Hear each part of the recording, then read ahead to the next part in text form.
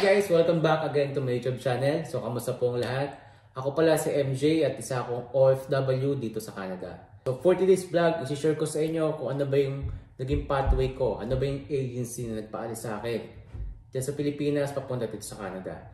So, kung interesado ka sa mga gitong vlog, so please keep on watching.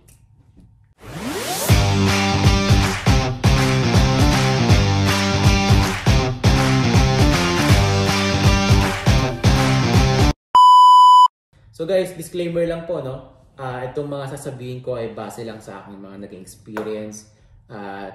Gusto ko lang din makapag-share sa inyo ng mga konting ideas sa mga kababayan natin, no? Na nangangarap makapag-abroad or makapunta sa mga bansang gusto nila. So guys, huwag natin patagalin to, no? So ito pong agency na to ay napakalaki ng naembag sa akin. Dahil sa pinapangarap kong bansa, sila yung naging daan at naging way ko para makapunta dito. So walang iba kundi ang iPAMS. So guys, yan, i-visit nyo lang yung page nila at marami silang mga posted jobs, mga hiring jobs sa ibang bansa.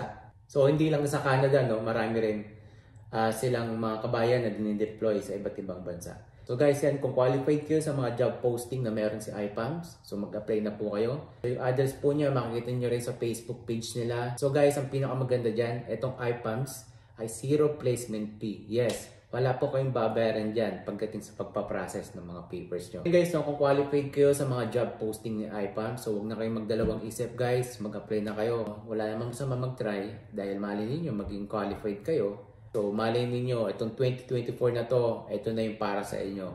So kung gusto nyo mag-apply by online, mag-send lang po kayo ng CV o resume sa email nila. Meron din po silang application sa Play Store, so i-download nyo po yun. So tinry ko po rin yun, para sa akin naging worth it naman dahil ayun, napansin yung resume ko. Then, gusto niyo naman po mag-direct walk-in or mag-apply, magpasa ng resume sa office nila. So, located po yan sa Manila, along LRT sa May Cubao. Pero yung pinaka-exact address, nandiyan rin po sa website.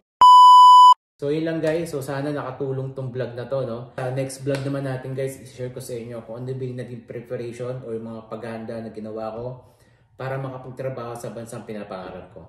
So, yun lang. So, ingat po lahat. Maraming salamat sa time. So, mabuhay ang lahat, kabayan. Bye-bye!